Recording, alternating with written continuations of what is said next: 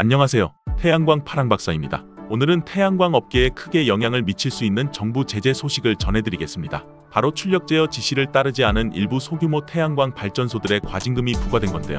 정부가 실제로 소규모 태양광 발전 사업자를 처벌한 건 이번이 처음이라는 것에서 이슈가 되고 있는 상황입니다.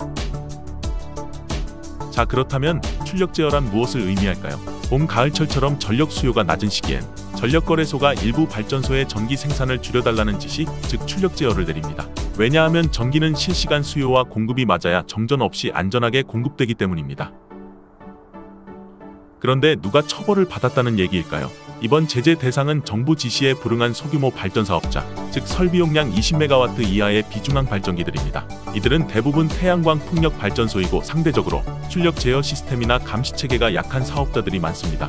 일부 업체는 고의적으로 정부 연락을 피하며 출력 제어를 이행하지 않았고, 이에 따라 매출의 최대 5%까지 과징금 또는 자율제재금이 부과됩니다.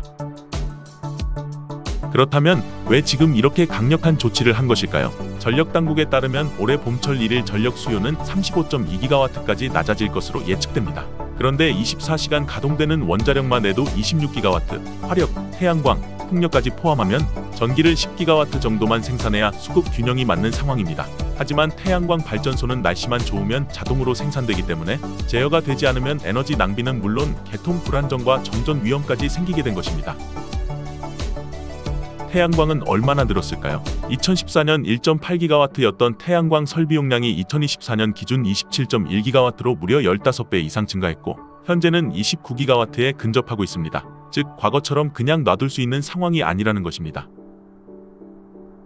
태양광 업계의 반발도 만만치 않습니다. 2024년 4월 10일 태양광 협회 두 곳은 광주지방법원 앞에서 시위를 벌였습니다. 정부 지시를 따랐더니 매출이 줄었다. 출력 제어는 강제지만 보상은 없다. 이런 주장을 펼치며 출력 제어 중단 및 합당한 보상을 강력히 요구하고 있는 상황입니다. 더 큰 문제는 SMP 가격이 0원이라는 것입니다. 최근 봄철에는 SMP 개통한계 가격이 5시간 연속 0원을 기록한 사례도 나왔습니다. 이건 태양광 사업자 입장에서 심각한 수익 위협입니다.